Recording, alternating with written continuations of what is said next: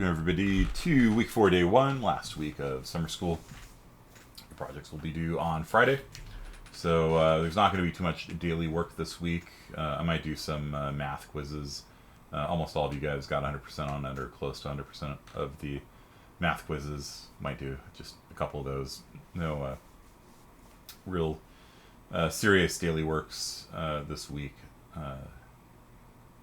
Maybe we'll see. We'll see how it goes. Okay, so we have one group for the projects. We just went over all the projects before I started recording. The official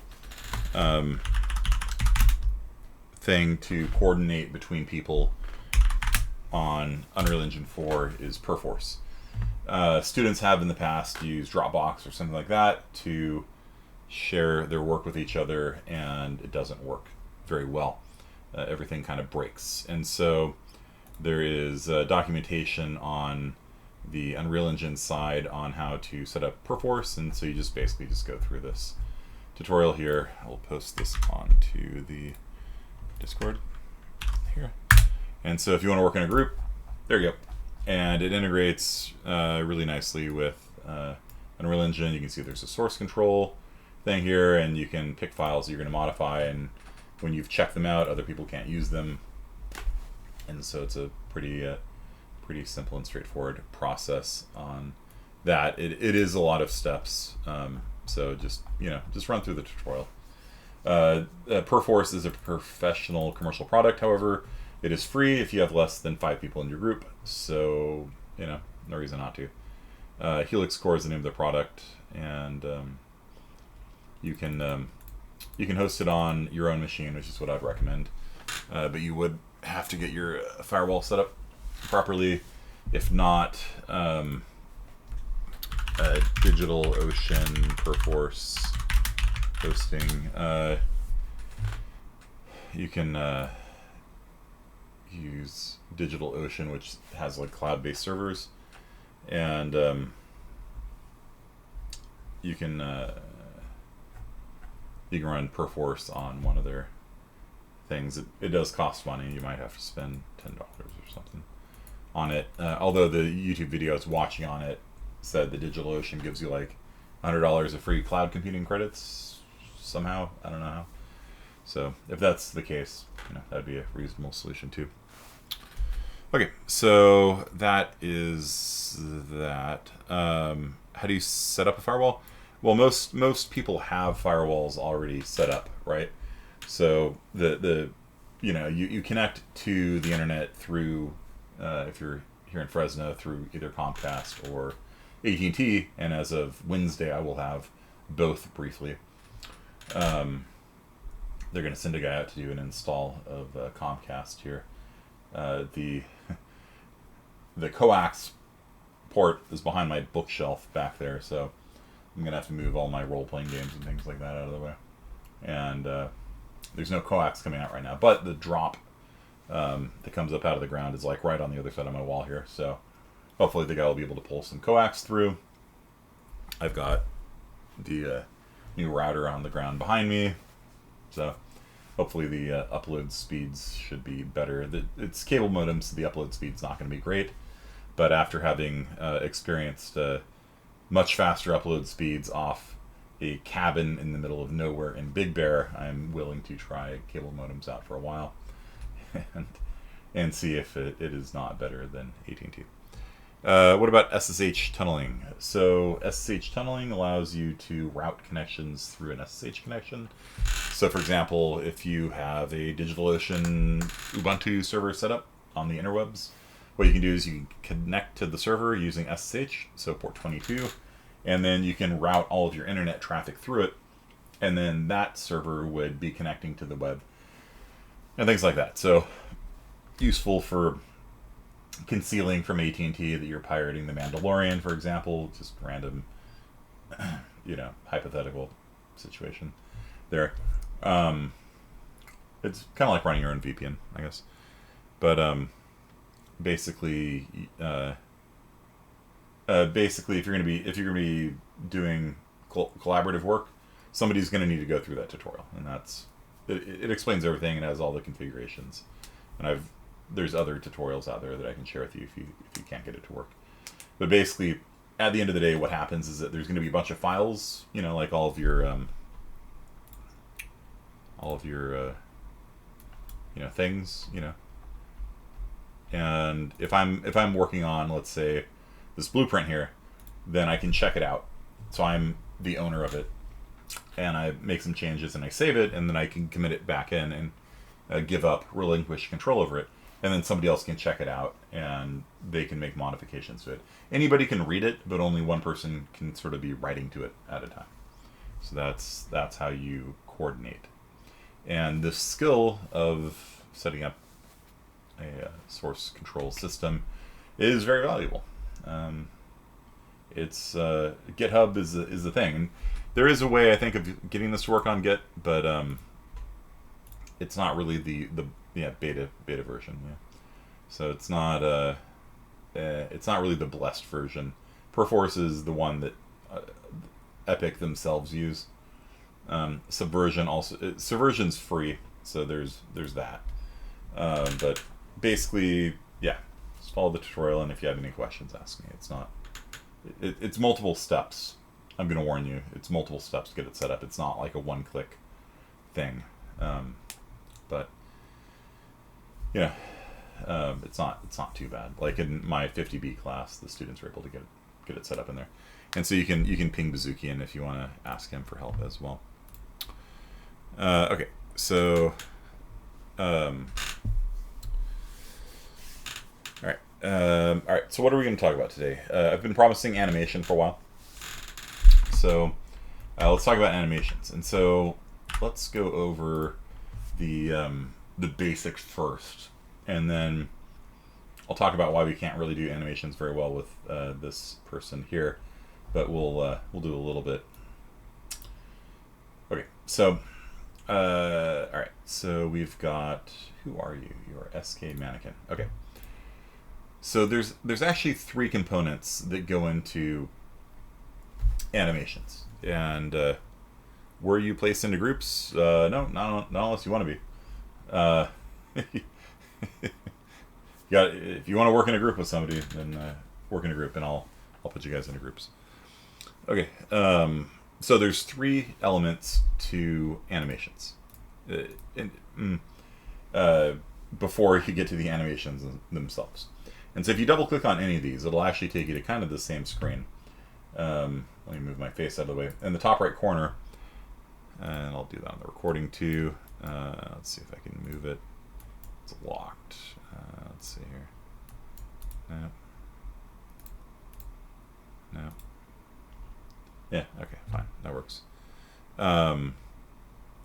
Okay, in the top right corner, there is a skeleton, a mesh, an animation, a blueprint, and a physics. Okay, so the 3 main things that you see over here is the mannequin, which is this is a skeletal mesh. It kind of shows you how to draw the graphics on it. You can see we've got here Decker. She's one of the Paragon assets, and of course she has very different appearances than the mannequin. So the mannequin, though, is great for kind of showing off how the basics work. So you've got a skeletal mesh, which shows you how to draw these things. You've got a physics asset that, among other things, controls the collision. That's probably the most important thing, like where the balls bounce off and things like that. But also like how they ragdoll and things like that as well. And then you've got the skeleton. So the skeleton it doesn't draw anything on the screen per se. I mean, I guess you can technically turn skeletons on somewhere. Show bones or something like that. But what a skeleton is, it's I just double clicked on it there. And you can always hop back and forth between these things by clicking on the different tabs up here. So if you click on the skeleton, it shows the relationship of the different joints and bones in your body. And what's really important is that the same skeleton can be used by different skeletal meshes.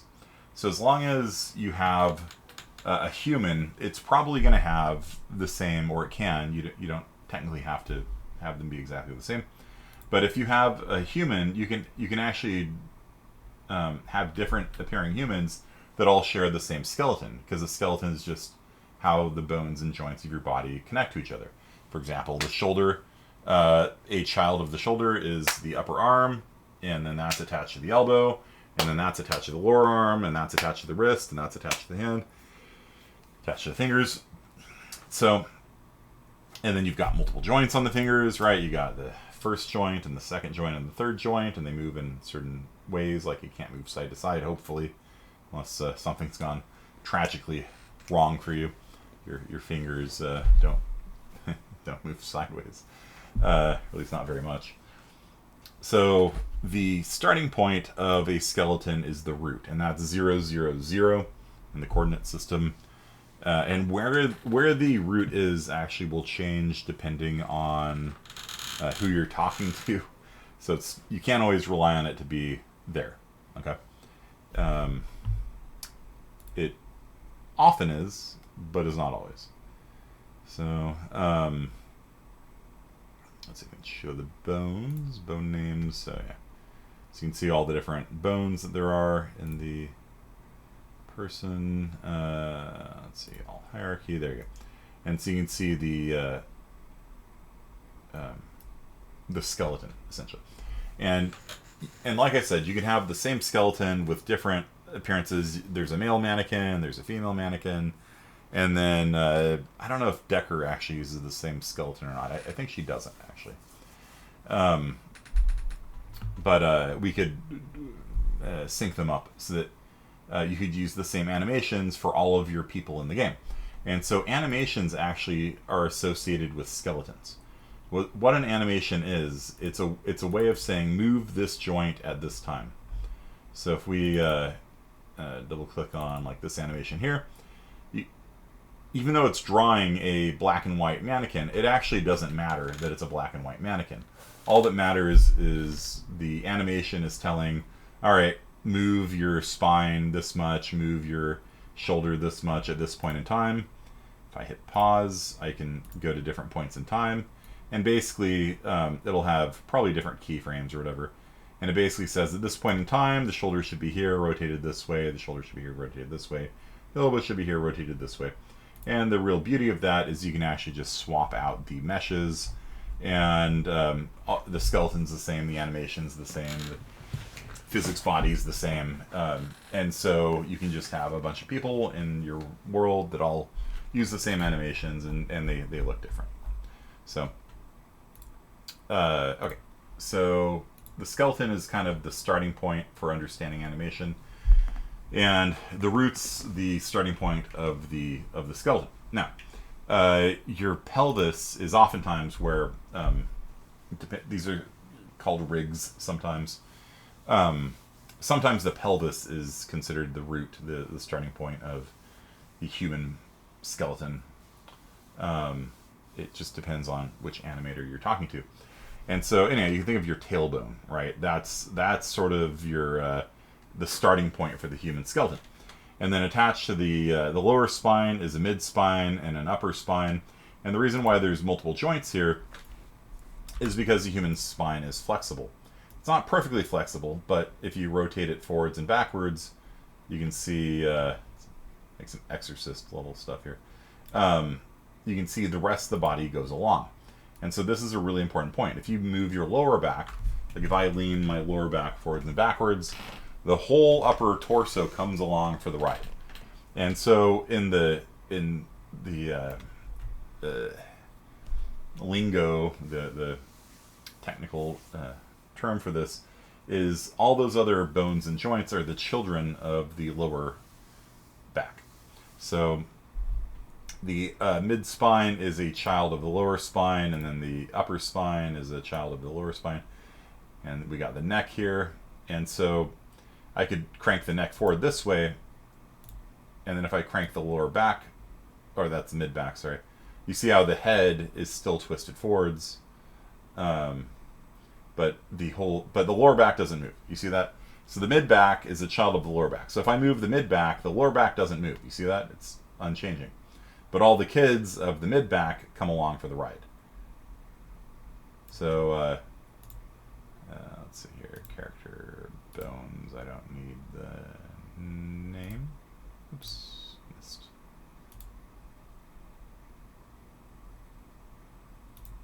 Don't need the names. Let's show off this skeleton. So if I were to rotate the upper arm here, you can see the whole lower arm comes along for the ride, but none of the rest of the body changes. And that's the key thing to understand when working with skeletons, is that you've got this kind of hierarchical system, right? So so if I move the shoulder, all the bits of the arm attached to it come along for the ride. It's kind of a cool pose. I like this pose. Make a static mesh out of it. I call this cool pose.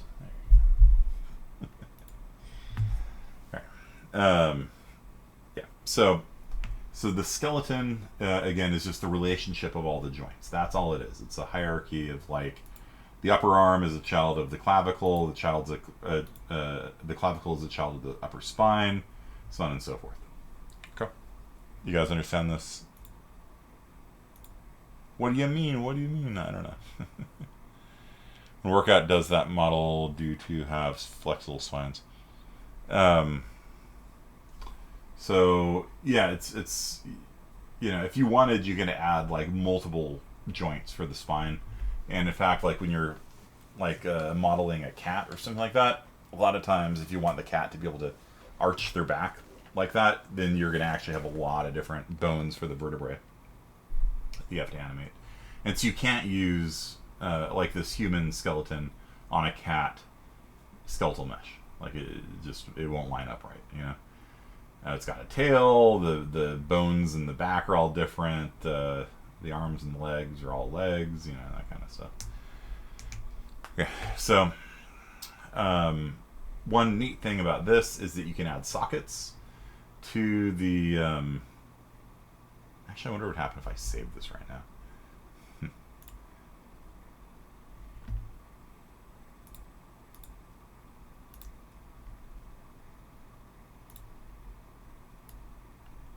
Nah, it doesn't change it over here. Okay, I was just curious. So you can add sockets to things. And so sockets can be attached either to a skeleton or to skeletal mesh. So like if one particular person, like if you have a skeletal mesh for a person wearing like a tuxedo, you might be able to add a socket for like their shirt pocket or something like that. But a lot of times we'll add it to the skeleton. So every model that shares the skeleton will have like a hand socket. And so a hand socket is useful for holding things, right? So like right now in our game, we've got these mannequins that are like holding air, right? They're pointing an air gun at, like not even an air gun, like literally just air at you. And so what you can do is add a socket to the hand, and we can do that. Let's see the hand. Let's see, right hand maybe. Okay. So if we click on the right hand, you can see right here. And if we kind of zoom in on here, there's the hand. Okay. So we can right click on it and choose add socket. And what that's going to do, it's going to be like an attachment point. Have you guys ever played with Legos? Do you know like what the head of a normal Lego person looks like? So right clicked and choose add socket. Do you guys know what I'm talking about? Like the head of a Lego person? And I'll rename this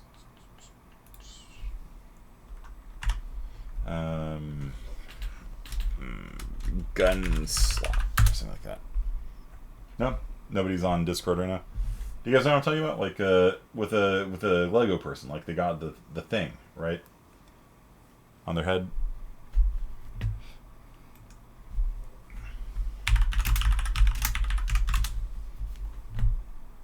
Like that thing, you know what I mean? That thing, right? Like all these Lego heads, like I can't right click it because I don't have the white skeleton previewed. So you have to be on the skeleton or the mesh. The mesh would just add it to that specific mesh. but the skeleton will add it to everybody who shares the skeleton. So you click on the skeleton, and then you right-click on whichever bone you're going to add a socket to. You choose Add Socket. And now we've got this gun slot thing here. Now we can kind of move this thing around a little bit. I'm going to move it so it's kind of like...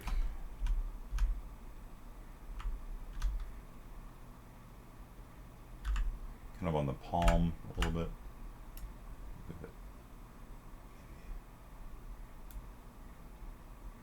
There. Okay, and so sockets will appear as these little like diamond-looking things. You can add as many sockets as you want to a skeleton or to a mesh, and it's like with the Lego guys, right? Like the Lego yellow figurines all have this socket on their head, and then you could like click a hat onto them, or you can click a hair or whatever onto them, or probably a Lego brick if you wanted to be funny or something like that. And so slots in Unreal Engine work the same way. Like if we wanted, we can add a slot, a hat slot, you know. This guy's like, whoa, man, whoa. All right. So if you click on the head, you can see down here, the head's attached to the neck's attached to the upper back, so on and so forth. So if we want to add a socket for the head, so you can do hats, which is like a very Team Fortress 2 thing to do, right? Like they somehow got people to pay millions of dollars for decorative hats in a first-person shooter somehow. So if you right-click on the head, you can add a socket for that, and we'll call this one F2 is the rename shortcut. Call this hat socket. And then the hat socket, while it's selected, we just kind of like move it up to the surface here, and just kind of look at it. And that's like the Lego dude. Like it's the spot where you're going to click things on. So if you have a collection of different hats or an inventory system in the game, you can just dynamically in the game attach them to the hat socket, and it will move with the character as they animate. So if we go ahead and save this now, close out. With this guy selected, I'm going to go back to what I had before, which was just fixing it with an animation asset. And then if I come over here and take a look at it, you'll see he's playing an animation. Like he's not just like standing there all rigid. Like he's actually playing an idle animation. But there's still currently nothing attached to his hand, and there's nothing attached to his head. So if we want to do that, if we want to add something to their hands, like a gun or something like that, do I have any guns? That's a good question. Do I have any guns? Let's search for gun. All right. Oh, that's the first-person gun. Okay.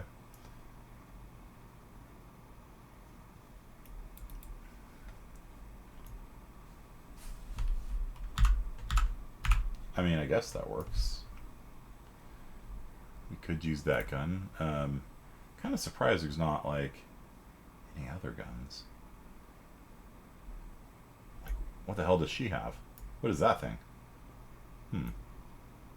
Oh. So if I drag out the SK first-person gun, I can attach it to the gun socket. I'm just going to sit there and rotate it around and kind of, like, move it around a little bit. I'm going to get it lined up with the dude's hands here. Actually, looks pretty good, I guess.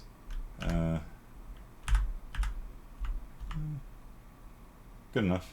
Let's rotate it a little bit there.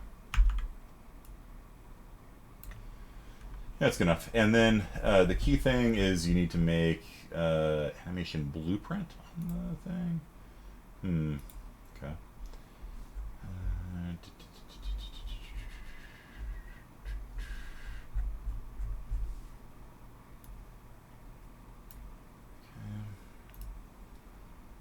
And then we are going to go to attach to, what's this guy's name? This guy is security guard 2. Oh, where's security guard 1? Oh, he's way over there. Huh. Security guard 1, delete. Okay, so security guard 2.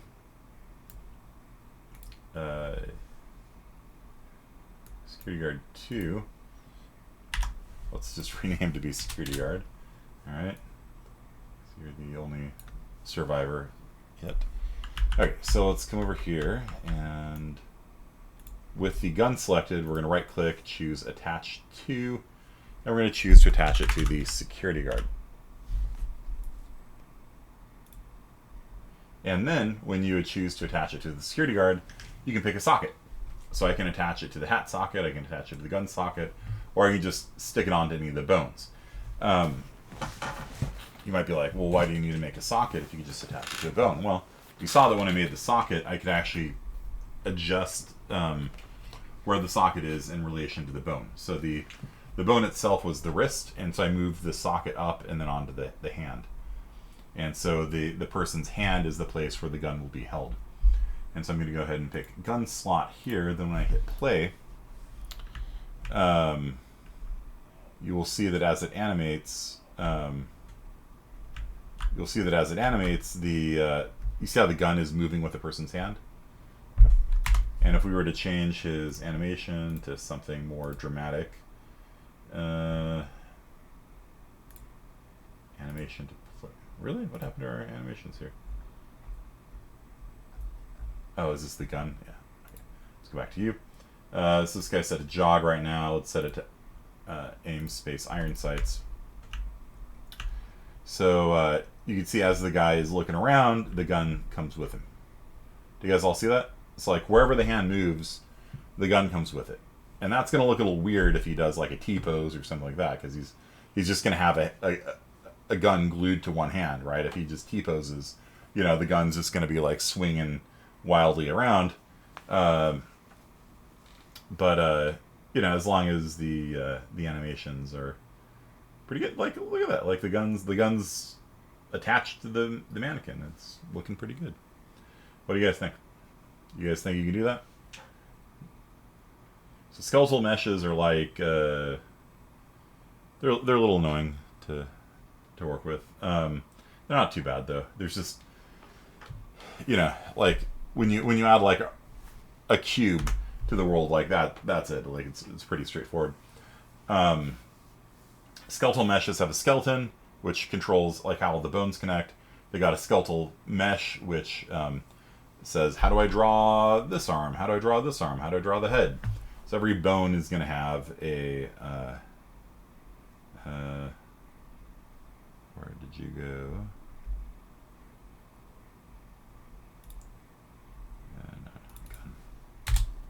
Okay. So every bone has like some art associated with it, basically. And then on top of that, it's got animations. The animations attached to the skeleton, like I said. There's the things called blend spaces, which I'll show you guys in a second what those are all about. And then you've got an animation blueprint, and the animation blueprint, what do I have here? Event graph, jump, movement, cast a character, get pawn owner. Yeah. Right, I don't think this is a pawn, so I don't think this is going to work, actually.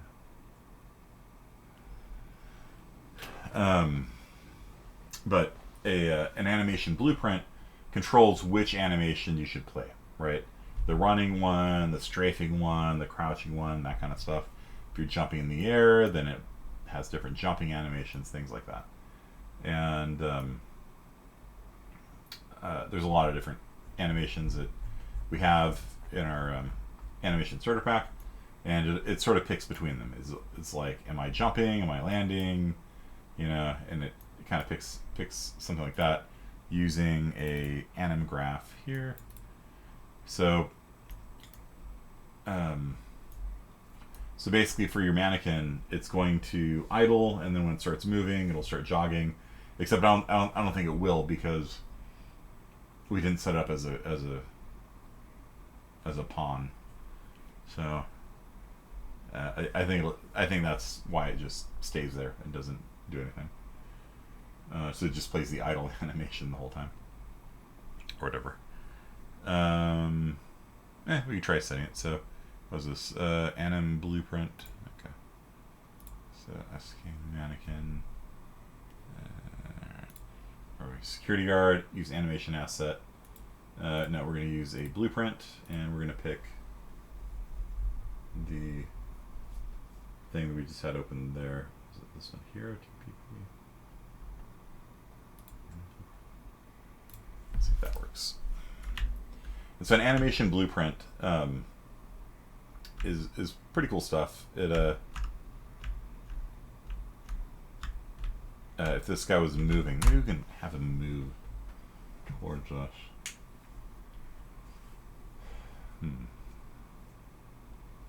You might notice that Decker's running around. Have you guys seen that?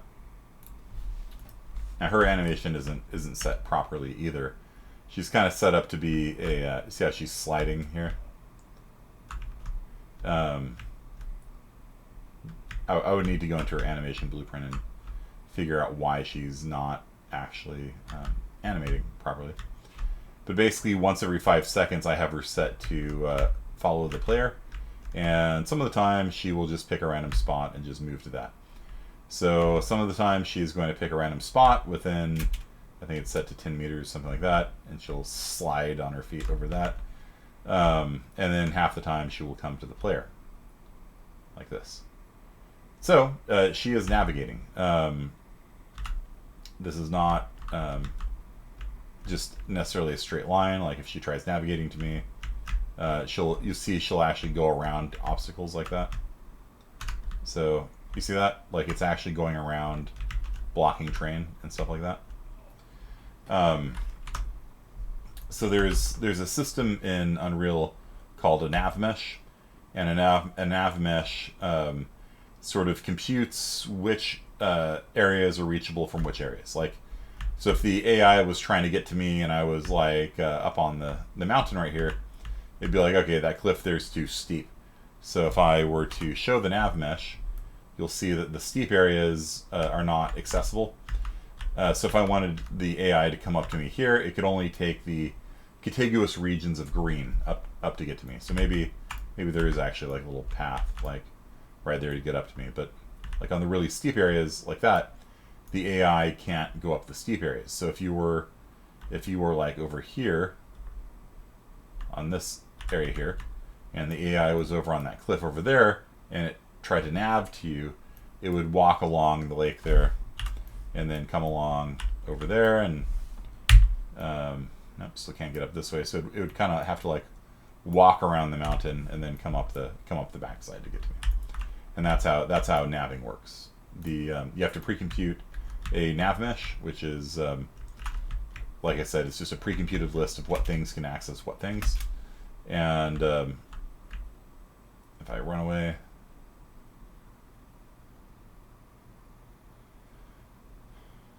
oh good, Navarro's here. So if you have any questions about modding Stardew Valley, please send him a message. And so you can see at some point the AI is going to try naving up to me. There we go. So there's the AI over there, and it's trying to nav to me, and it can go up the hillside because it's not too steep apparently. The only thing that it's not doing right is the walking animation or whatever. And I currently don't have the damage system and stuff like that set up on it. Okay, but yeah, you could build all of the security guard code onto like Decker there, and have her shooting the player and maybe dodging sideways and things like that. It's pretty much what you've done already. Decker here though is what's called a character. Characters have what's called a controller, and the controller can do things like nav using the nav mesh.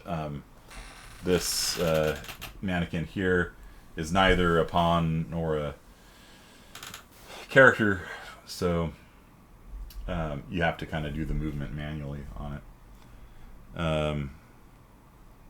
We're going to need nav meshes for our game. Yeah, so let me show you how to make a nav mesh. So right here, you just drag out a nav modifier, nav mesh volume, a nav mesh bounds volume. You drag that out, and you just make it encompass your entire world. It's the easiest way of doing it.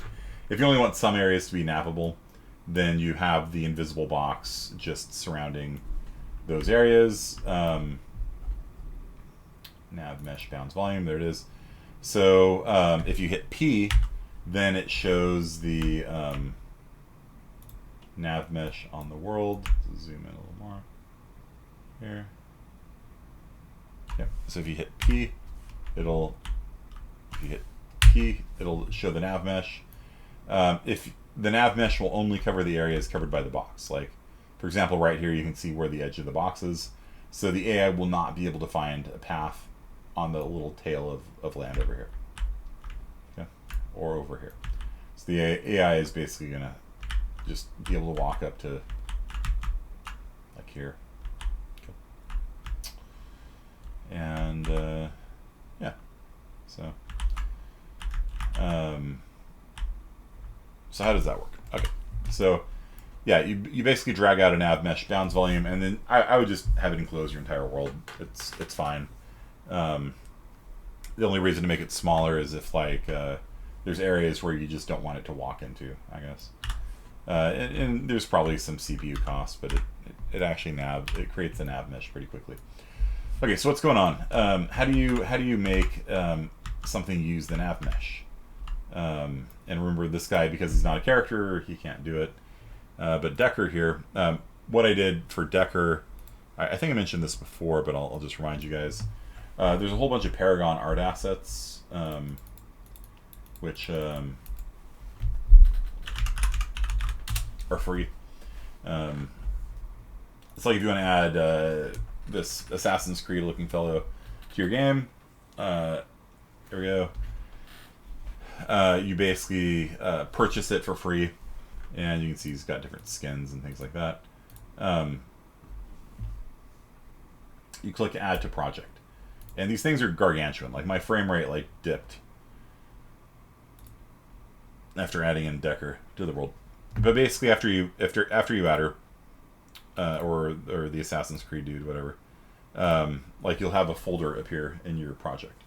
And so here I've got Paragon Decker, and inside of Paragon Decker there is FX, which has all sorts of interesting things like meteors and I don't know.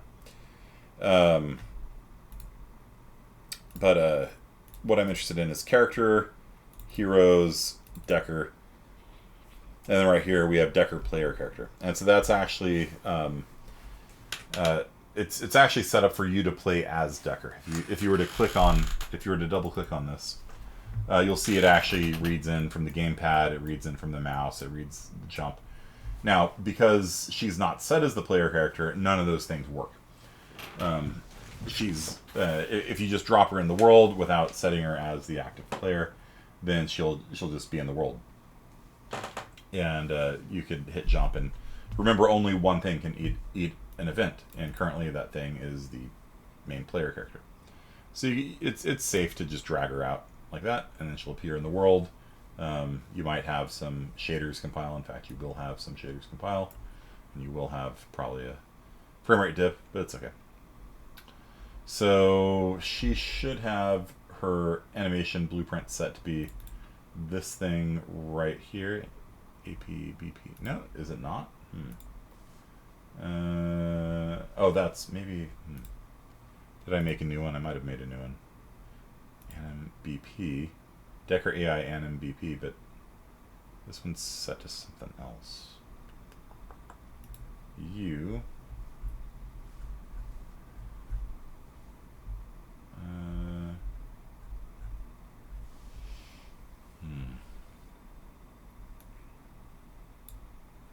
Set to NMBP2. Interesting. And blueprint NMBP. Where's that underscore C coming from? I don't know. Okay. Anyhow. Yeah. This is one of my directories. It's just not named that. Okay. So so this animation blueprint here controls the animation that's drawn every frame. And this is actually a fairly complicated animation blueprint. Maybe we'll do a simpler one for you guys. But the whole thing is like this giant graph or whatever, and the output is a pose. And so pose could be like you just drag an animation onto that, and then she'll repeat that same animation over and over again. But here it's doing all sorts of stuff. It's doing blending, and it's got a blend space here. If you were to open this up, you can see that it can actually combine animations together. So there's one animation for like looking up and looking down, and then there's one for turning to the right and turning to the left. And so depending on the inputs to this blend space is what it's called, she'll be looking straight ahead, she'll be looking straight up, straight down, or some combination of looking up and looking down and left and right. It's pretty cool thing. The jog blend space on the mannequin is broken by default. So if you were to come over here to this fellow and use the animation class, animation asset, if you were to use the BS jog asset, by default it actually has him running even when he's stationary. So the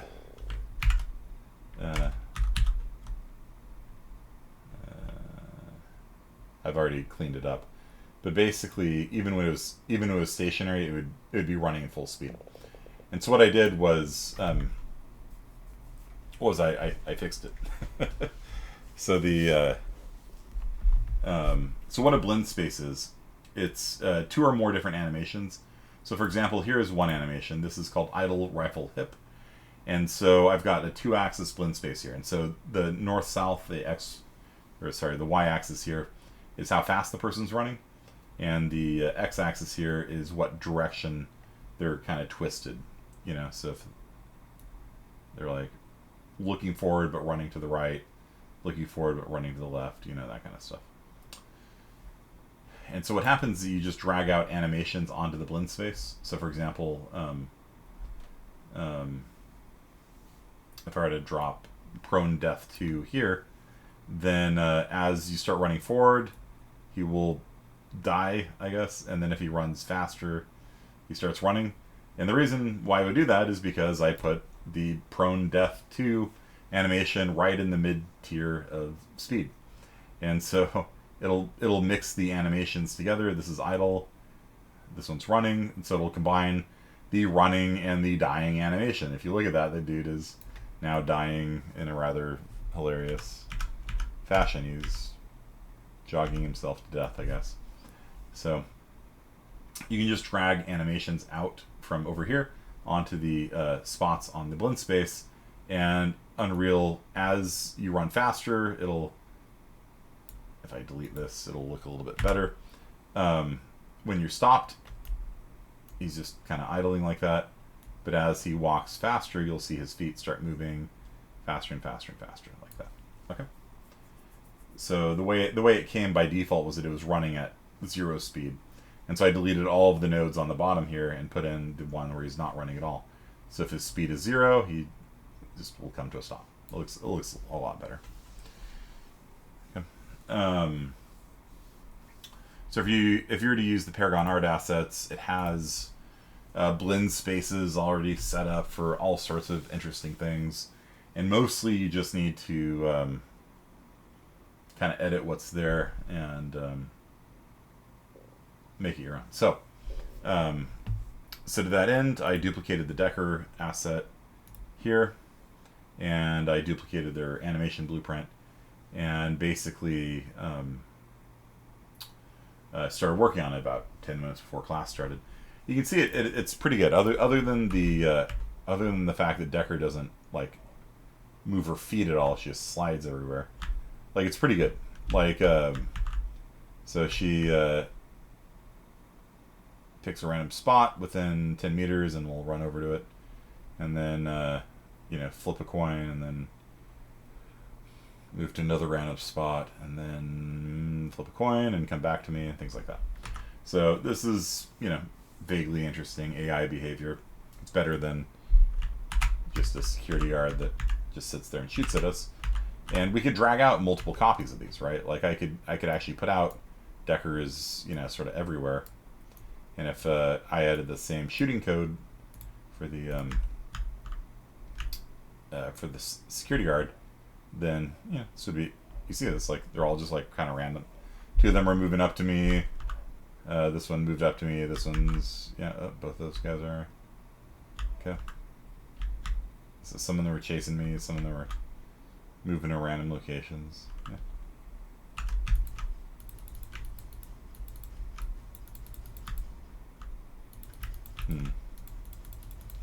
Looks like the balls are flying through them.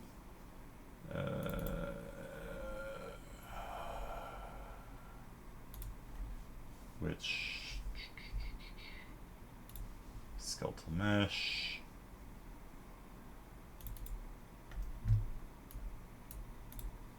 Physics.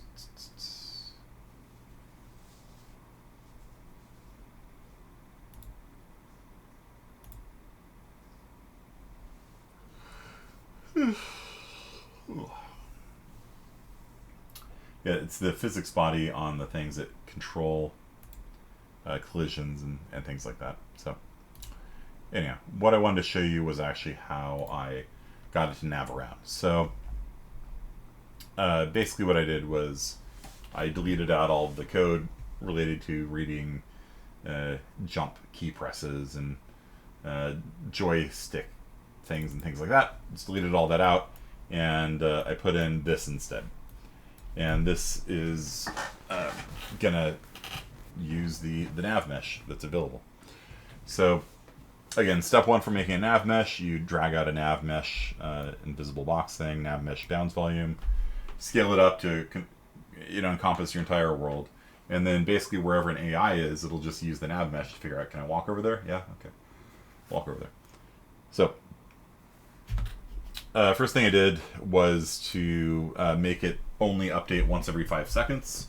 So it'll randomly pick a spot and walk that way for 5 seconds, then it'll wait, and then it'll maybe move at you for 5 seconds, then wait, and then move at a random spot, wait.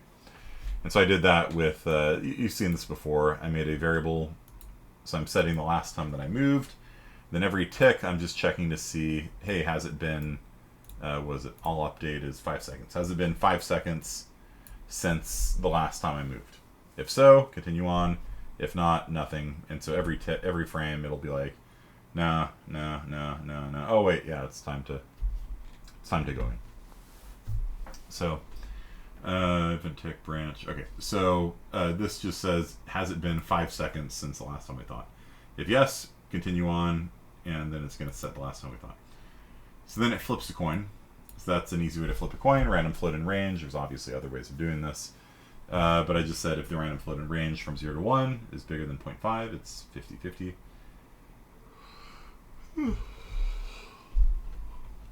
Then it is going to do this. And so that's how you use it. That's how you use a nav mesh. That's it. That's the whole thing. So simple move to actor. So there's the reason why I did flip a coin is because I want to show you move to actor, and I want to show you move to location. So with move to actor, you just pass in an actor, any actor in the world, and the thing will try to nav to it. So in this case, I'm just getting player 0, the first player. That's the goal. And then your controller is the second input here. And so this is why our mannequin can't work with this. It doesn't actually have a controller because it's not a pawn. It's not a character either. And so this wouldn't work with it. We would have to just have it move directly at us, which is, I'll probably do it in a second. And it's probably worth talking about. But as far as Decker goes, this is the whole, that's it. That's how you use a nav mesh. So basically, once every 5 seconds, it issues a move to actor command, picking the first player, and it tries moving up to the first player. That's it. Yeah. A controller is like something that moves something automatically. So if the controller is set to path towards somebody, every frame it'll update and have it navigate around boxes and things like that for you. Cool. Then the other way of using the nav mesh is simple move to location. So rather than passing in an actor like nav towards the whatever, instead of that, we are going to look at this part here. And so instead you just feed an X, Y, and Z location, and then it will navigate to that point in the world. And what location am I picking? I'm just going to pick a random point that you can nav to. So get random reachable point in radius. Goes out in the nav mesh 10 meters. Within 10 meters, it finds a spot that the AI can get to. It's unimpeded. And then it returns that point. So it's going to randomly pick a point within 10 meters. And then the controller, every frame, will walk towards that point. That's it. There are more complicated move to commands, but the simple ones are good enough for our intents purposes. So you can either have the AI move to an actor or move to a location. That's it. And then I update last moved with the current time. So once every 5 seconds, it picks either a random location or it picks the first person and moves to one or the other.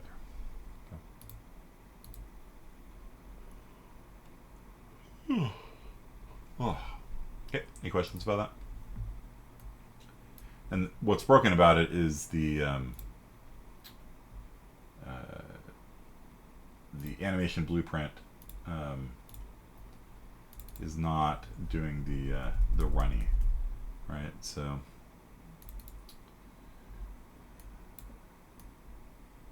it has to do with looking around.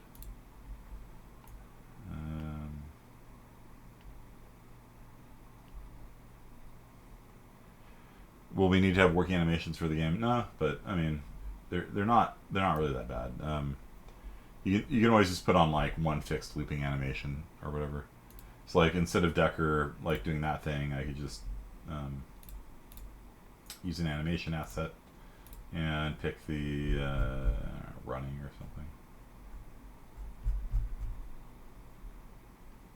something. Emote dance single ladies intro. Okay, I gotta see that one.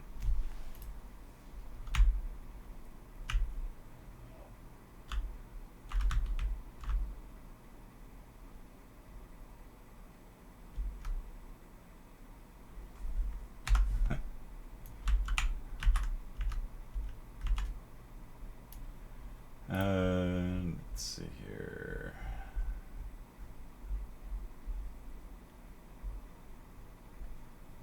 Jogging backwards.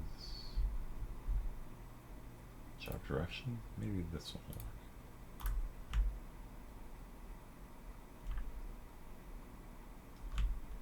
Yeah, good enough. Okay, so jog directions is the winner. Alright, so I'll delete all the other Deckers out of here. Decker 4 is the clone that will survive. There you go. All the single ladies.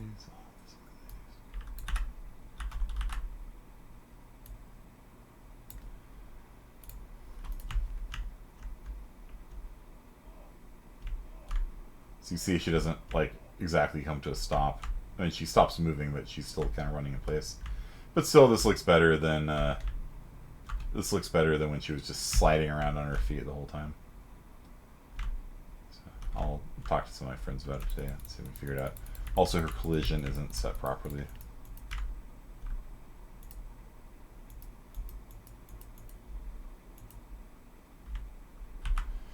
Okay, so my daughter added a giant rock over here, and she turned off the collision on it. So this rock has physics on it.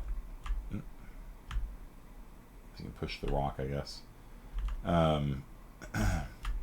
But she added a rock around the whole thing so that, I don't know, it's a secret base or something. I don't know.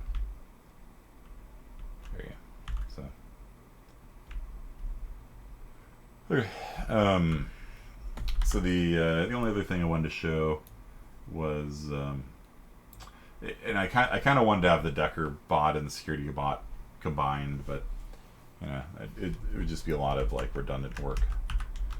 But I can show you how to move something without having a nav mesh kind of thing. Okay, we're gonna add mannequin cheerleaders to the game, playing all the single ladies. I wonder what other animation assets are in here. No, not for you. For you.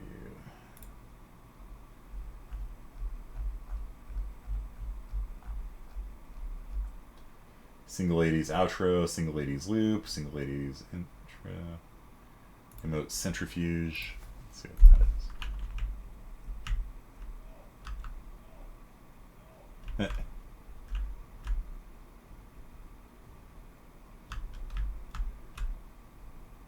It's like some sort of like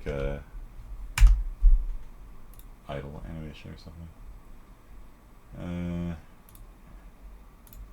Let's see what Beyonce would say about this. And so you can see how like the thing is actually going to navigate around the rock to me.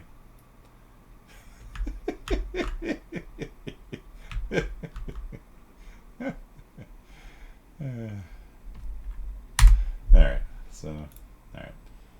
Which one was it? The blend space. Okay.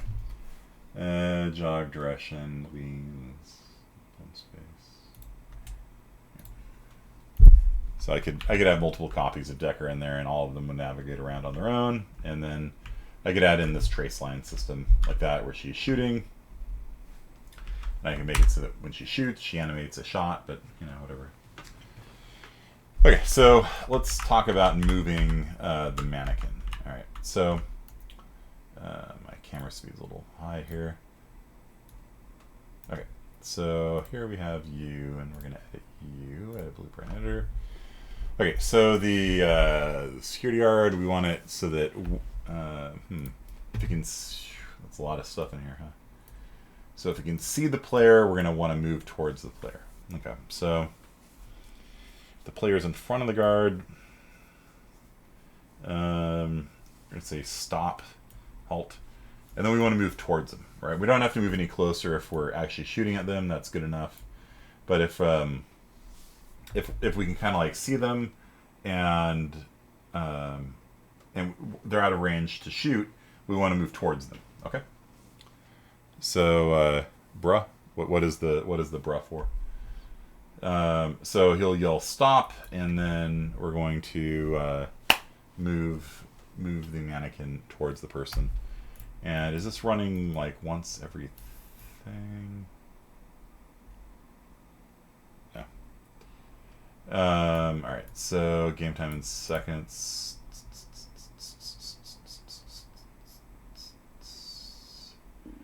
Yeah, this thing's only going to be moving once every so often, right?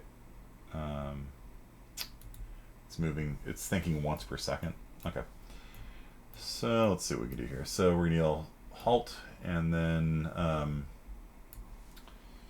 comment if we can see them, but they're too far to shoot, move towards them and yell halt.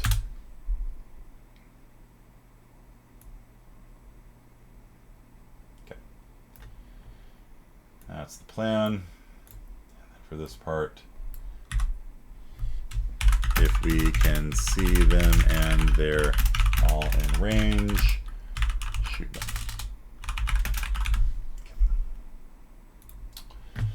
Okay, so how do we get the direction to the player? You guys remember how to do that? We've got the player, we've got the mannequin. How do we get the direction from the mannequin towards the player? Get world location, okay. Twice. We've already done the line trace, and so we've probably actually already done the world location stuff. Yep, here it is here.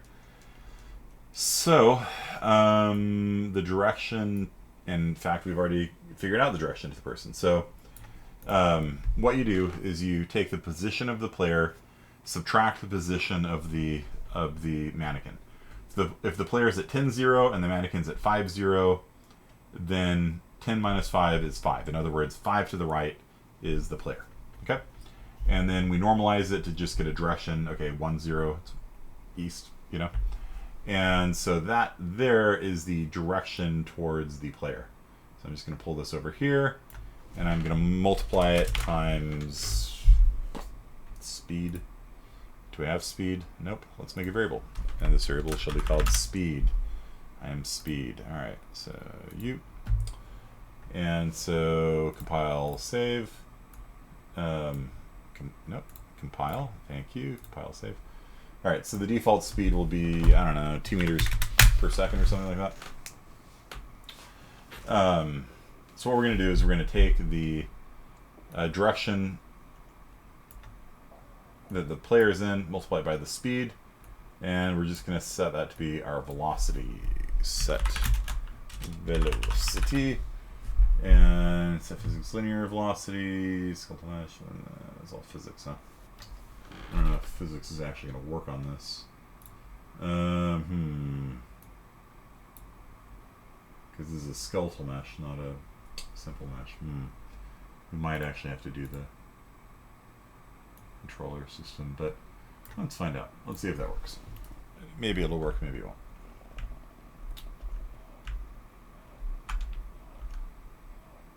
No, it won't work.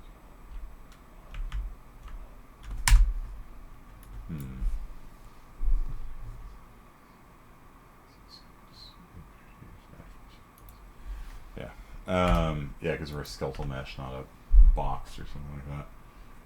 We've actually done this before with boxes, where the boxes just move at you. Actually, we could do that if you want. It's the guard itself. Yeah. Yeah, let's actually do that. It'll be easy to demonstrate the principle. Okay, so I'm gonna make. What happened to our flowers? Flowers are all gone. What happened? Okay, so let's make a new blueprint. Okay, you guys understand? You have to build the lighting for them to come back. Lighting's built.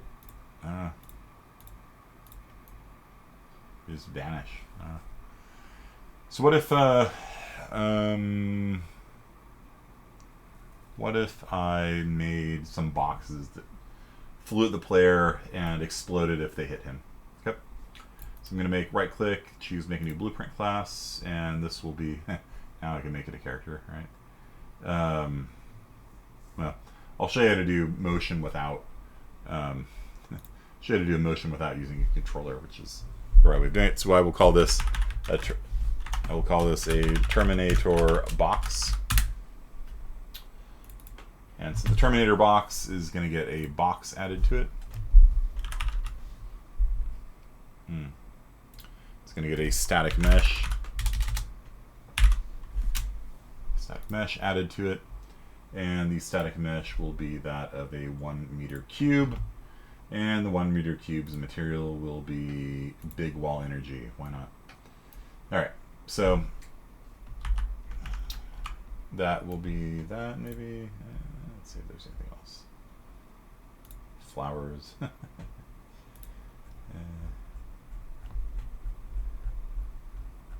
That'd actually be a very stealthy material if the flowers ever reappeared.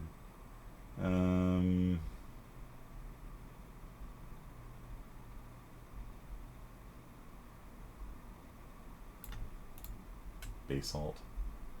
Yeah, sure, whatever. It'll be a basalt box. It doesn't really matter. Yeah, that'd actually be funny though. Like you just give it like the textures of like flowers, and then like whenever you go into the flowers, like these Terminator, like these things come at you and kill you. It doesn't matter. Okay, so what I want is simply I want these things to move towards the player every frame. All right, so let's see. Do we want to simulate physics on? Maybe. Maybe not. But we do want it to block all dynamic. Okay, so event tick. So what we want to do is do a subtraction. So we want to get the player. Get player. Yeah. No. Hello. All right. Get player character. So we're going to get the player. We're going to get their location.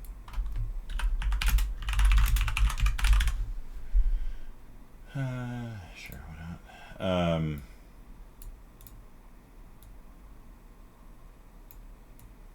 So we're going to get the location of the player, and then we're going to get our location.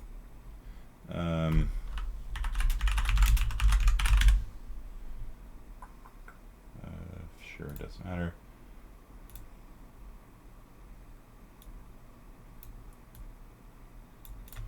Alright, and then a displacement vector is again player's location minus our location, like this.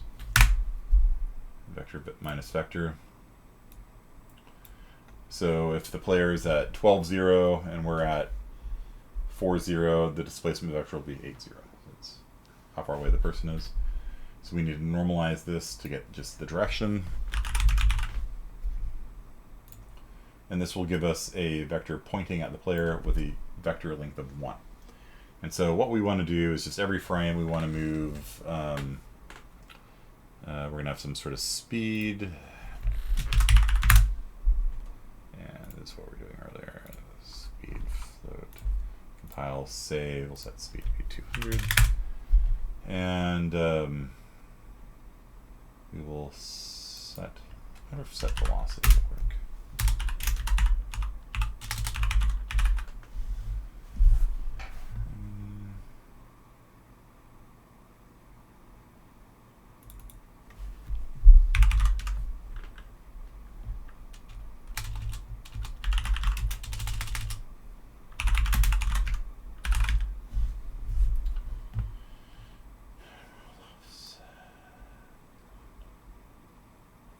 Yeah, that'll actually work. Okay, so add world offset updates your location based on a delta. Delta is like if you pass in 10,0,0, it'll move you 10 units to the right in the x direction. Okay. So you don't have to get the location, set the location. You can just add an offset to it. And so this here is going to be how much we move, and we want to multiply that by speed. Okay. So this is going to be, this normalized vector here is the direction towards the player. We're going to multiply it by speed, which is going to be like 2 meters per second. And remember, you always have to multiply it by delta seconds as well, so that your frame rate does not affect how fast it moves. Otherwise, the more frames you're getting, the faster the thing will move, and it'll look really, really weird. And so we'll just do that. And this thing needs terminator box here.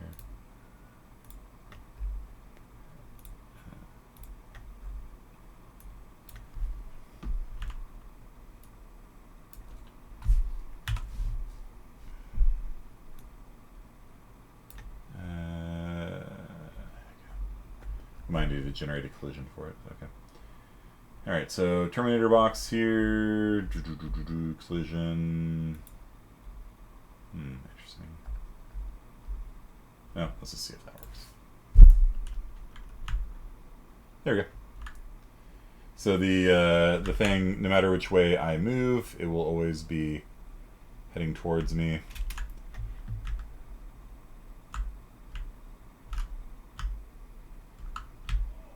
And so I can make it so that it. Yes. I can show you the world. I lean forward a little bit. It'll. There we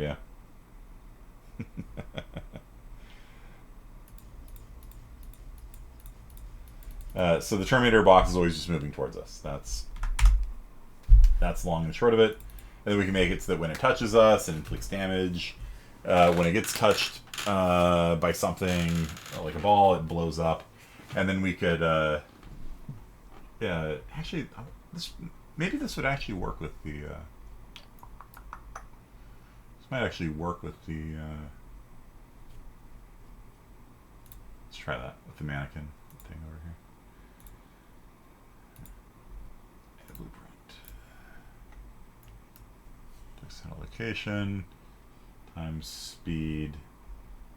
It's only updating once per second. It's gonna look really rough and jerky.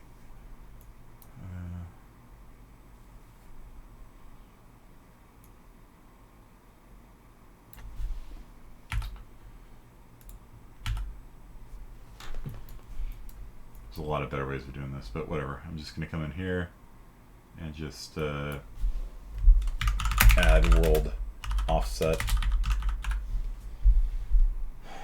I need to have it not move through walls and all that other stuff, but basically I'm just going to do what I did over there. So I'm just going to take the direction towards the player, multiply it by speed, and of course multiply it by delta.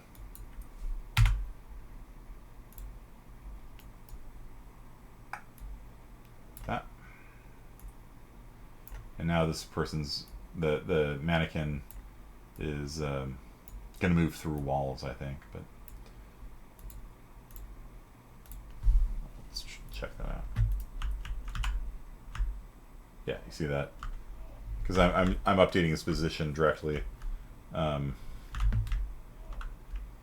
you might also notice that I kind of fixed the health bar. So the health bar scales based on how far the person is away from you. So if you get closer, the health bar kind of stays around the same size. So, yeah, that's kind of the upshot of it. So you can have it move towards, but you need to add things like, you know, is there obstructions in front of me, all that kind of stuff, and it's all redundant. Like what you really need to do is just make a controller and use the nav mesh, and then it'll navigate around barriers and things like that. This is the low brow way of doing it, where you just move towards the player every frame. Okay. So I could set a variable. Yeah, you know, I want it to look good. Okay, so I'll do one more thing. So we're going to set a variable called move toward player.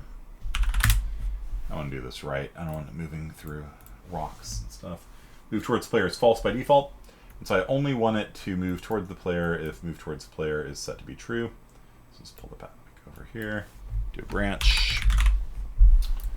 So if we set a variable called move towards player, then we're going to move towards the player. Otherwise, we don't. Okay. And so then how do we know if move towards player should be set? Well, when we see them but they're out of range, then we will set move towards player to be true. And then if we ever lose line of sight of them, then we will set move towards player to be false. So if we got, let's see here, if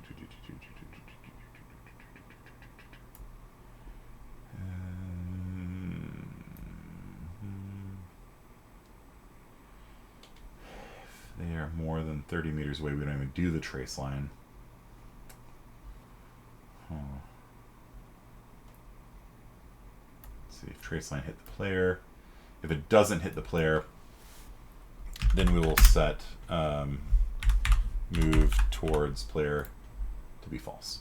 So if we do a trace line and we can't see the player, then we will stop moving towards them. So now it'll be a little bit more reasonable. We've still got the Terminator boxes here, which are unstoppable. They do not sleep, they do not eat, they do not rest. They will not stop until you're dead. And over here we got the security guard. You know, security guard is not currently doing anything. Can't see us, but once he can see us, then he's shooting us, right? But if we move out of the way, he starts sliding towards us. Okay.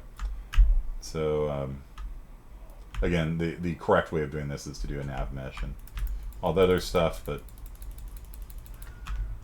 that's good enough. And then is there another one of those guys? Maybe not. Okay. So that's kind of a quick and dirty way of doing nabbing. So if the security guard can see you and you're out of range, it slides towards you, but you'll see it's like feet sink into the ground because it's literally just moving on a straight line. It's ignoring terrain and all that stuff. You really want to use the nav mesh system instead. Okay, so let's have the Terminator box If it contacts the player, explode. That sounds like fun. Terminator box, Terminator box, Terminator box.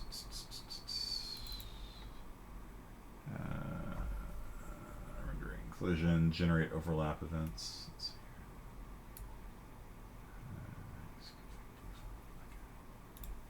here. Scene root, static mesh, physics. No, we're not going to do physics.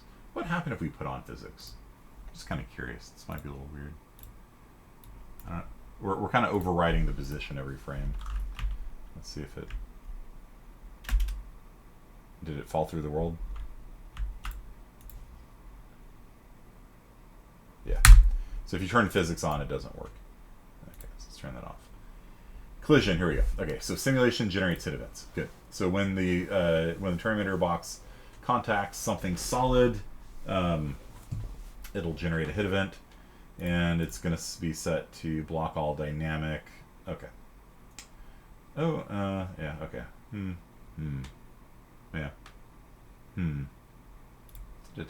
Let's set it to block all. I wonder if that'll...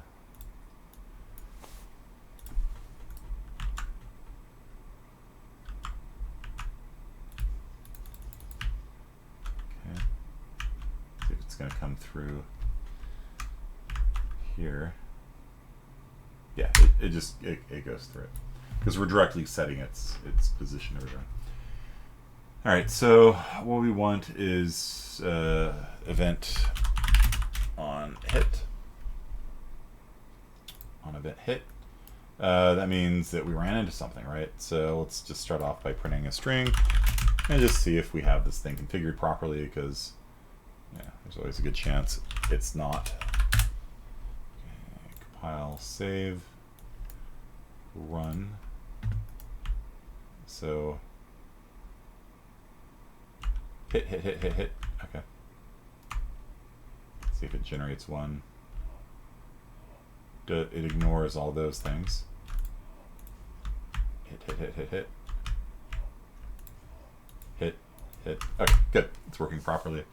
So it's only generating hit events when it's hitting us or the ball. Okay, so in that case, what we're going to do is we are going to explode. So we're going to do a particle effect, which is a spawn emitter. Or we can use Niagara for cool, but we'll just use spawn emitter for now. It's going to have spawn emitter at location. And we'll do the explosion. Ooh, Decker's slow bomb explosion. That looks cool. All right, hit location is going to be the place where it appears. Compiling shaders, cool. So when the Terminator box hits something, it's going to explode, and then it will check to see if it's a player by doing this: cast to player. Who is the player? Player first person. Was it first person character? I think is the class here. So if the thing we hit is the first person character, let's just print a string called hit player, and if it's the ball, we're going to print something else. We're going to print did not hit player. Okay. And then either way, we're going to remove ourselves. So we're going to explode and be done with it. So delete. Destroy actor. Destroy actor. Does not like type of... Oh, because it has to be hooked up there. Nope, not you. No. You. You. Okay. So the person we hit comes out of this pin right here, other. That's the person that the box hit. So we try converting that thing to be a first person character. If it is, it's going to print hit person. If it's not, it'll print did not hit player. Either way, it's going to remove itself from the game. Okay. There we go.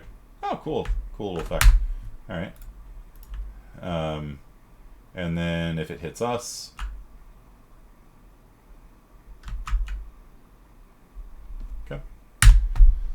All right. And so if it, okay, so rather than doing that, we will damage the player. So we're going to call damage, take damage. So basically if the Terminator box hits the player, we're going to inflict some amount of damage. Let's make it random, I guess. Random float. And we random int. And range.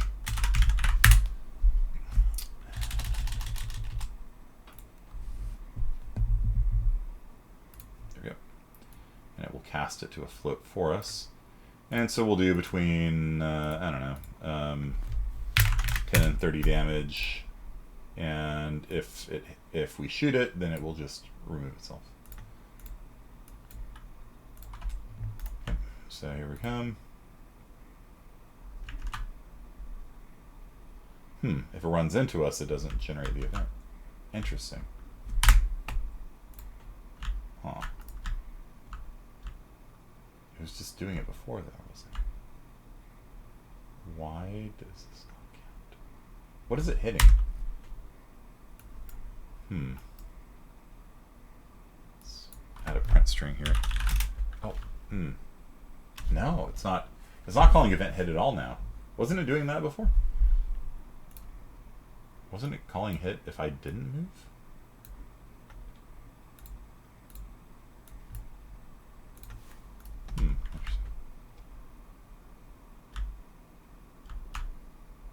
Yeah, look at that.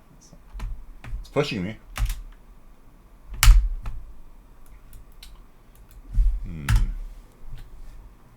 If it moves on top of me, then it doesn't generate hit events. Yeah, I guess I can see that. Okay, I'm not gonna worry too much about it. It's just a demo. Okay, so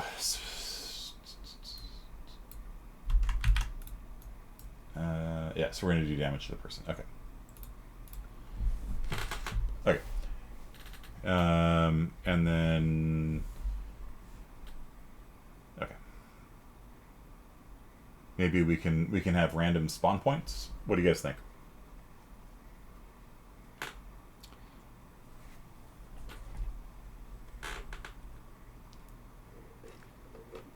It's like dead silence on Discord. So what I did was I made a box, and every tick it figured out the direction the player was in and moved itself in that direction. Let's do sweep. Maybe that will fix it. And then when it hits something, it blows up on them.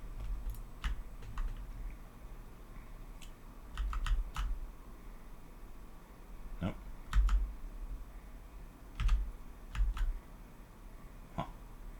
And I didn't take damage either.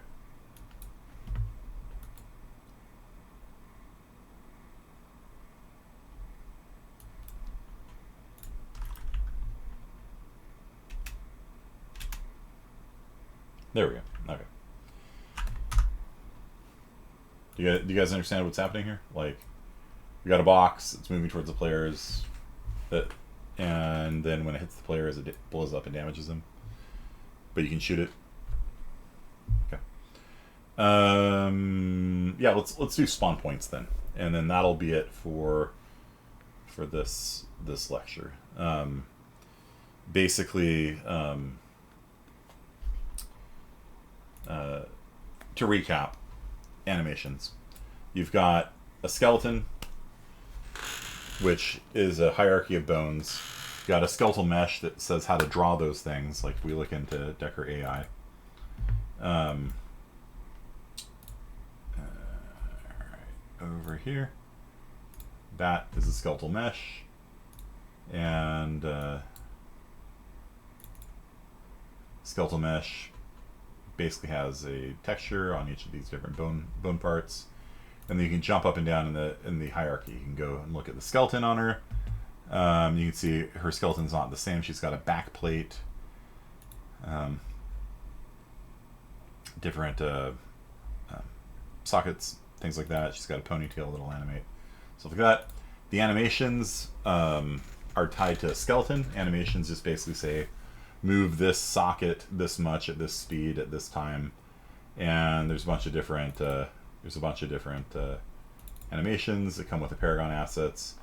Then after that, there is something called the blend space. The blend space allows you to combine different animations together. For example, this one's leaning left, this one's leaning right, moving faster, moving slower, that kind of stuff.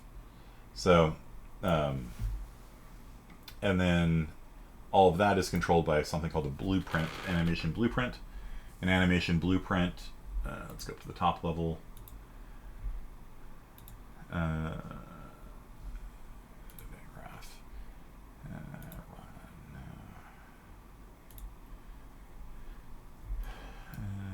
Animation blueprint. Yeah, animation blueprint will have a animation as the output, and there's a lot of steps that are going into this because it's a very complicated thing. At the simplest level, you could actually just drag out an animation and hook it up like that. That's a valid animation, a blueprint. Animation blueprint. But usually, what people do is they'll set up some sort of like what's called a state machine that kind of controls how it transitions from idle to jumping, landing, and this will be something like is in air. Yeah. So when the variable is in air becomes true, then the animation will switch from idle, this one here, to jumps, this one here. And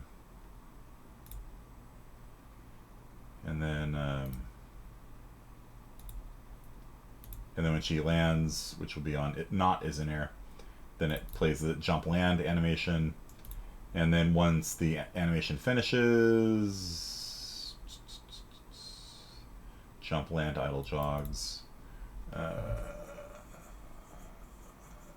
Yeah, it's going to be after the animation finishes playing, then it goes back to the idle / running animation again.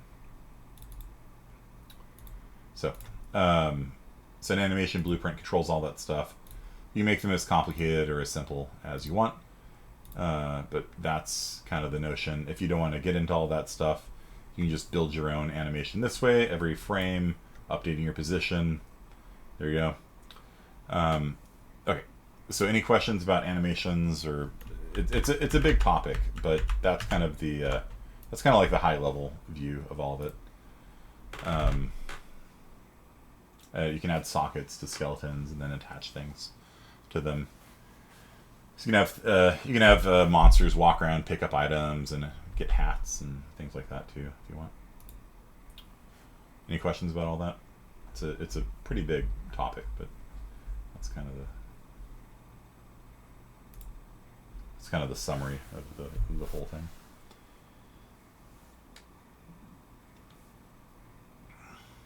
Nothing? You guys can all do that in your sleep? Or maybe you're just focused on Shammy saying, do we need animations? Nope. Okay, never mind. Not going to pay attention to it. Even if you give it just a simple animation, like for her, I just added a simple animation where it just plays the jogging animation. That makes it look head and shoulders better than somebody who's just sliding on the ground all the time. Okay, so even if it's not like very good looking, which it's not, because the animation blueprint isn't working right, and it's so complicated. I was like I said, it was before class. I was saying like, all right, where is this thing going wrong? And I didn't have time to debug it, so I just gave it an animation of her running. Yeah, that's good enough. That's good enough.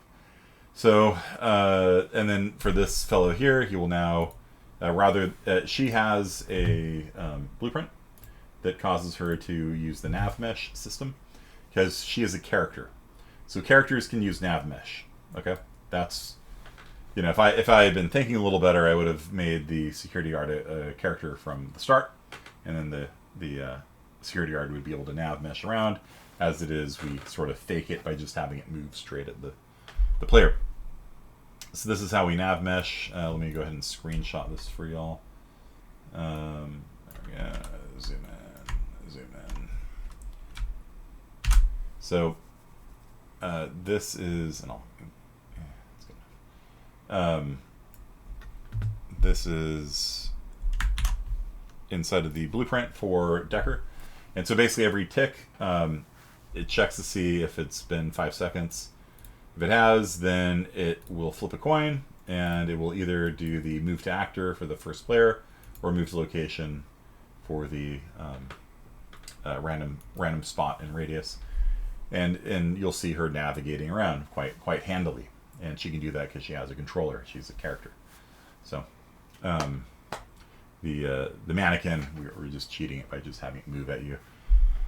The Terminator box, we cheat by just having it move at you. Okay, so let's do spawn points. Let's create some spawn points in the world.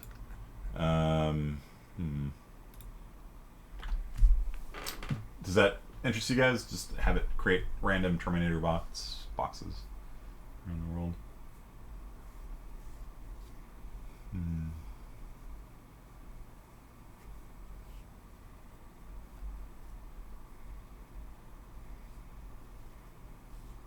It's like nobody's saying anything on Discord today. Come on. 30 minutes left in class. Just say something. If there's something else you want to learn, like the things we do on Friday. So I want more death boxes. You have a bug you want help with? Okay. What do you want help with? Death boxes are scary. We could give it a better texture, I guess. Proxy. That's used for like if you want things to be able to fall off cliffs and things like that. Death penalty. Projection HUD for the enemy health bar appears in front of me and behind me. Oh yeah. You'll want to use a dot product and make sure that it is in front of you. Yeah, I know what you mean. Right. So there's the HUD, and then if I look away, there's the HUD. Right. So you want to use a dot product. Dot product will tell you if it's in front of you or not. So you dot product the direction you're looking with a displacement vector towards the AI. If it's positive, then draw it. If it's negative, don't draw it. Okay, where was I? Pain-causing volume. Yeah, that's cool. You can add lava, and so if you do that, then you can have it inflict damage every second or something like that. Somebody's health will drop. What am I looking for? Looking for like spot, I think, right? Not spotlight. Target point. That's the one I was looking for. Okay, so you can use target points to just say where things are. And so, like, if I want to create a set of spawn points or something like that, I can I'd probably want to actually subclass it, but whatever. So I can actually just drag a target point around the world. These things don't draw in the world. They're just points in the world, and I can just say, hey, spawn a box there. Right? And if I drag out like that, do that. That's pretty far away, actually. Maybe not happy to be quite so far away. Let's do ups. So we can have one spawning over here. And then we can spawn one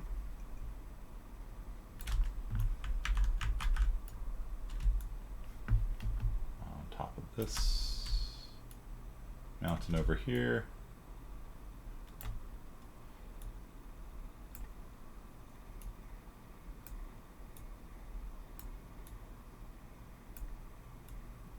So this could be a good spawn point. And then maybe top of this mountain or something like that. So Terminator boxes will spawn on the different mountain peaks. And of course, no, yeah, okay.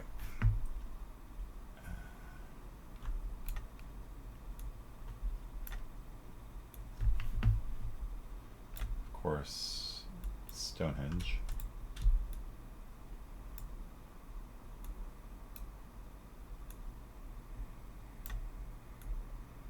Spawn right in the middle of Stonehenge.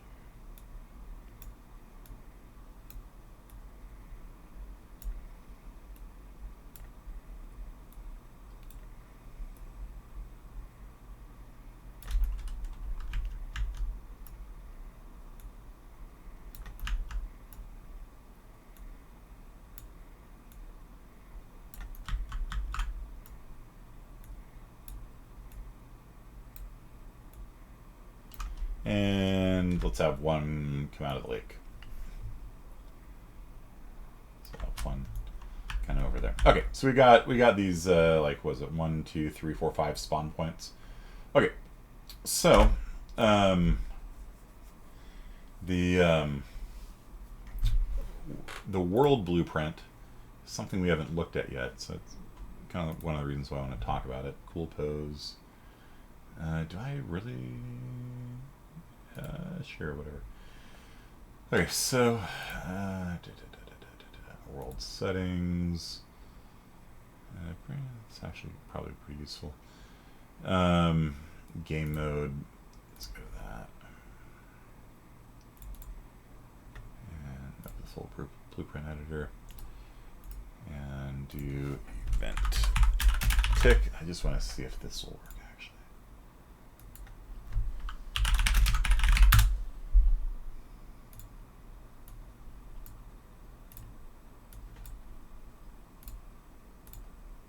Okay, good. So the game mode is, like we said, it's sort of the starting point for your project. It sets, if you go to, where is it, the properties on it or something, it holds all of the default values for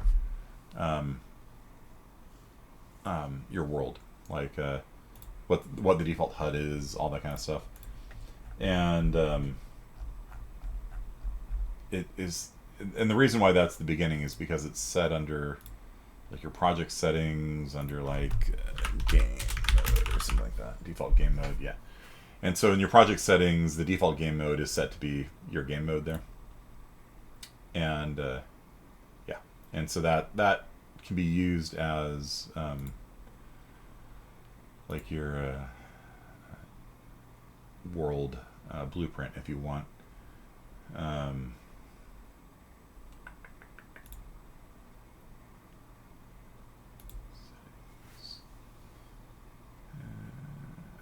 settings. Yeah, you got first person game mode. Okay. So basically inside of the first person game mode, I turned it into a regular blueprint, and just every frame it's going to be printing string. So what I wanted to do is every 5 seconds I wanted to spawn a terminator box. Okay, so let's see if we can do this. Spawn timer, timer.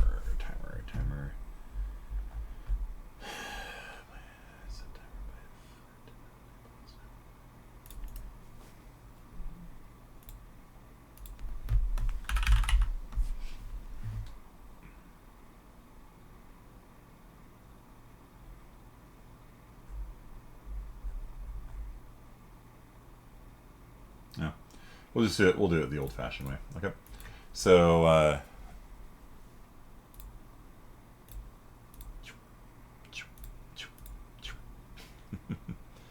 we'll just do what we did before. Okay, so we're gonna say every 5 seconds spawn a terminator box.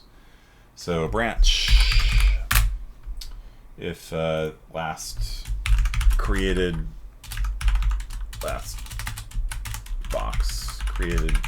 time. So we're going to make it a float. So we're going to say if last box created time, and we need terminator box respawn time. Okay, so compile, save. So if last box created time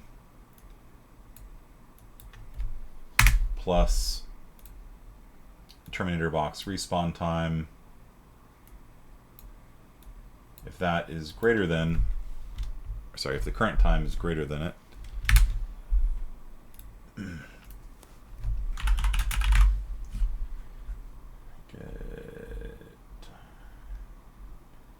get time in seconds. Okay.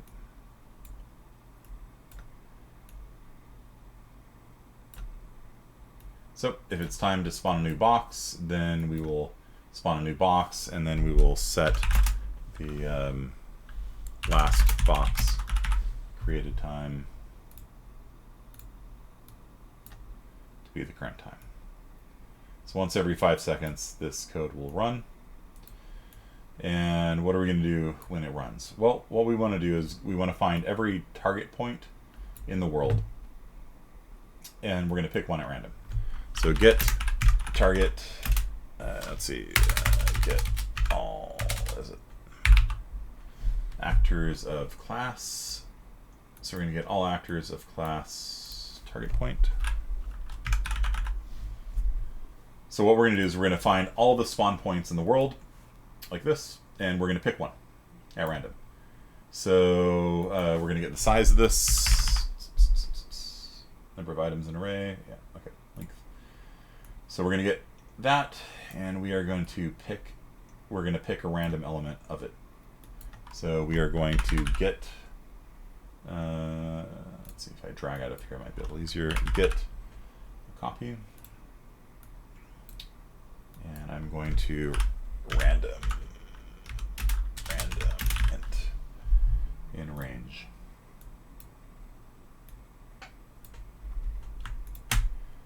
Okay, so what I'm going to do is if there's, let's say, 6 target points in the world, this is going to return an array of 6 target points. All 6 is the spawn points. This thing here tells us there's 6, and it's going to give me a index from 0 to, ooh, we should subtract 1 from this, huh? Is there a, there might actually be a random element, isn't there? Random, yeah, it's even easier than what we're doing here. Okay, so rather than doing it by hand, here's a node for that. Okay, so we're gonna just randomly pick one of the spawn points, and that's the spawn point, and that is the index. We don't care about the index. So what we're gonna do is we are gonna spawn a new actor. Spawn actor from class, and we are gonna spawn a terminator box. And the transform, that's the place it'll appear. Try to adjust location. So if there's somebody already there, then let's just not spawn anything. That might be simpler. Okay, so spawn transform. So get this. So we're gonna get the transform of the target point and hook that up there. So what we're gonna do is we're gonna randomly grab one of those spawn points in the world, and we're gonna get its transform, which is its location, rotation, scale, all that stuff. Location's the only thing that's gonna matter, and that's the location the terminator box is gonna spawn at. And then we say, okay, write down the current time. Don't spawn any more things for another 5 seconds. Or, you know what? Let's set the respawn to 1 second. Let's see how that goes. All right. Play.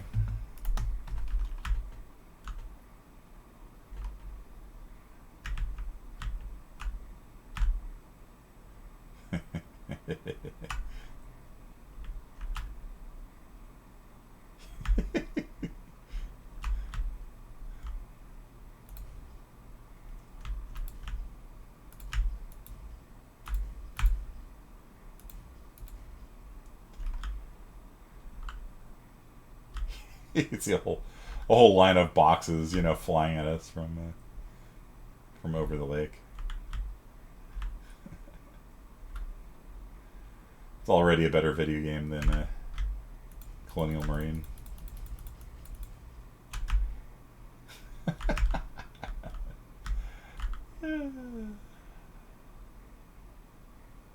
They do move very slowly, though.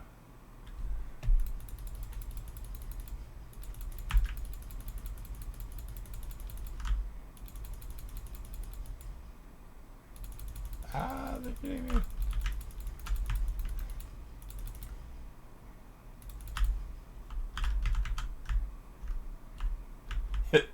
And there's Decker running around. Okay, so there you go. So that's a video game. All right. So you guys got all the ingredients you need to make a video game. This was sort of a brief introduction to the animation thing, but I kind of showed you how to do it without needing animations. Like I said, I'm not an artist, but I do know how to use assets to animate them and things like that. Can you make the boxes move faster? Yeah, sure. Gonna go into like turbo mode. Respawn time 0.5 seconds. And then if we go over into Terminator box over here,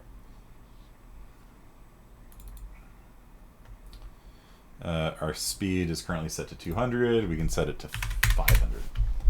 There we go. All right.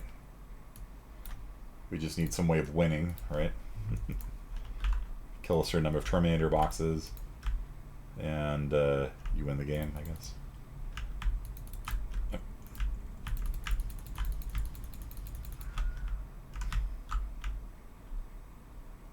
Ah! Ah! Ah!